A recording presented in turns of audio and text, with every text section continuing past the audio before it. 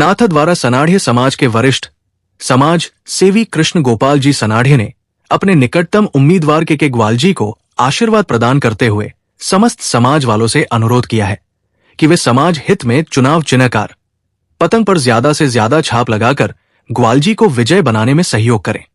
कृष्ण गोपाल जी ने कहा कि ग्वालजी एक योग्य और प्रगतिशील नेता है जो समाज के विकास के लिए काम कर सकते हैं। उन्होंने समाज के लोगों से अपील की है कि वे ग्वालजी के पक्ष में मतदान करके समाज के विकास में अपना योगदान दें। जय Shri Krishna. News time channel में आपका स्वागत है। और आज हम आए गोपाल जी सनाढ़ साहब के पास, जो हमारे सनाढ़ समाज के वरिष्ठ नागरिक भी हैं और समाज में एक अपना अलग ही एक पहचान है। और आपका परिचय का कोई मोहताज नहीं है समाज, आपका अपना एक अलग ही स्टेटस है, आपका एक वजूद है।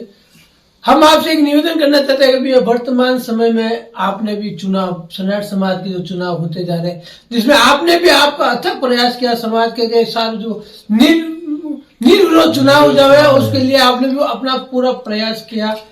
15 फॉर्म भरे थे, उसमें एक आपने भी फॉर्म भरा था 15 थे, एक ने डबल फॉर्म भरे थे।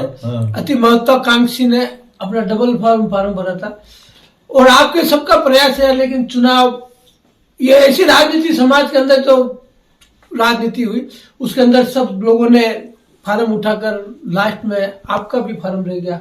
तो वर्तमान समय में भी आप 3 फार्म रह चुके हैं। अब आप एक वरिष्ठ हैं और आपका एक दायित्व बनता है कि समाज में निर्विरोध चुनो। तो अब आपकी क्या रणनीति है, आप क्या सोचना चाह रहे हैं कि और जो वर्तमान में तीनों है तो आप अपना क्या विजन रखते हैं और आपके हिसाब से आप किसको मतलब रखना चाहते हैं कि भाई यार दो ही चुनाव हुए और आप सीनियर भी हैं सबसे, तो एक आपकी सीनियरिटी के हिसाब से आप क्या करना चाहिए? आपके पास 3 कैंडिडेट है, आपका खुद का एक कार आपका सिम्बोल है, एक का वो बोलते हैं पतंग है, एक की मशाल है। तो आपको क्या लगता है इनमें से पतंग में और मशाल में से कौन सा आपको यूं लगता है कि आपका आशीर्वाद और आप किसके साथ विचार रखते हैं? आशीर्वाद जहाँ तक सवाल है तो मेरा सबको आशीर्वाद है, क्योंकि सब में सीनियर मैं हूँ। उसके अलावा समाज की जहाँ तक मैंने बहुत पुरजोर कोशिश की कि सामंजस्य बैठ जाए, चुनाव नहीं हो, तो उसके लिए मैंने घनश्याम सनाढ़े का समर्थन भी कर दिया था रिटर्न में क्या। और लेकिन मैं जब अंदर कागज देने वो रिपोर्ट देने गया तो उन्होंने बताया घनश्याम ने तो फार्म उठा लिया, आप चाहो तो मैं वो आपको प्रत्यक्ष रूप से दिखा सकता हूँ कागज क्या।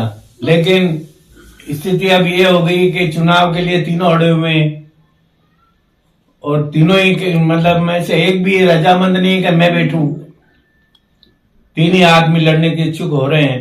तो ऐसी परिस्थिति में कोई अन्य रास्ता तो मेरी राय में ये है कि या तो तुम चुनाव मत कराओ और गोटियां डाल दो तीनों के नाम की, गोटियां डलवा लो और किसी बच्चे से एक तीनों को दे दो, तो जिसके नाम की खुलेगी वो अपने आप ही स्वतः हो जाएगा। तो उसमें एक को सरपंच बना दो, एक पंच, एक को सचिव बना दो और तीसरी पोस्ट और जो उप सरपंच हो गए जो भी हो उसमें ले लो और यही मिलके सारी कार्यकारिणी बना लो 3 ही जाने। तो मेरा सुझाव तो यही है। आपके सुझाव 2 दिन से चल ही रहे, लेकिन इस सुझाव पे तैयार होने वाले नहीं है मसाल वाले, पर ये सुझाव चल रहे हैं। लेकिन मैंने तो अभी इंटरव्यू में तो पहली बार बोल रहा हूँ, इंटरव्यू पर थोड़ी चल रहा है, वो व्यक्तिगत अपने सबके चल रहे हैं। अच्छा, प्रहलाद जी भी आए थे मेरे पास, प्रहलाद जी को भी मैंने कहा कि मुझे 1 दिन का समय दो, मैं कि परिस्थिति ऐसी हो गई है। तो उन्होंने नकारात्मक उस तरह की बात की कि मैंने कहा 1 दिन का समय दो। अभी वो वैसे ही हमारे तो 2000 रुपए की जहां तक बात है तो वो तो हमने उसी समय डूब गए हैं। तो भी हमने कहा कि भाई मैं तुम्हारे सोचने दो थोड़ा, कल मैं शाम तक मैं वापस उठा लूंगा, तुम्हारे पक्ष में समर्थन कर दूंगा। लेकिन वो नहीं मानी। इसी तरह जहां तक कृष्णकांत का सवाल है, वो भी हमारे अजीज है और मैं भी चाहता हूं कि वो भी पतंग उड़ती रहे, कार भी चलती रहे और मसाल वाला लगाता रहे। तो इसमें से अब जो भी निर्णय है, तो चुनाव तो संभव है, इसमें कोई दो राय नहीं हैं। और दिल से मेरी एक ही है कि तीनों जाने दिल से एक ही बने रहो। चुनाव की जगह आज नहीं ने कल, अभी अपने गत वर्ष जो पहले इन्होंने समझाइश की थी कि 2 साल तू बन जान, 2 साल बन जा तू बन जान, उसमें हुआ कुछ नहीं सिवाय समाज के नुकसान के। हुआ। ये परिपाटी तो एक बहुत ही समाज के लिए घातक है। हाँ नहीं, परिपाटी तो घातक है, लेकिन उन्होंने 2 साल के बजाय 7 साल हो गया और उन्होंने नाम ही नहीं लिया। और सबसे बड़ी बात, कैफे तब्जी वाला जो केस है ये सबसे, जब रिसीवर नियुक्त हो गया और तुम हवेली का कब्जा नहीं ले सकते, बड़ी शर्म की बात है इस समाज के लिए। इसलिए आप, मेरा तो आपके ऊपर ही आशीर्वाद है, आप मेरे से छोटे हो। अब इसमें से भगवान जो जिसको निकाले वो जिसके जो होगा वो आएगा। मेरा आशीर्वाद आपके ऊपर है और बना रहेगा।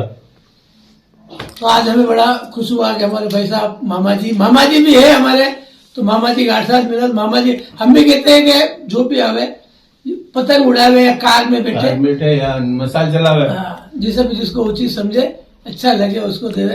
लेकिन आज हमें आशीर्वाद मिला, ये उसके लिए आप बहुत बहुत आभार है हम आपका।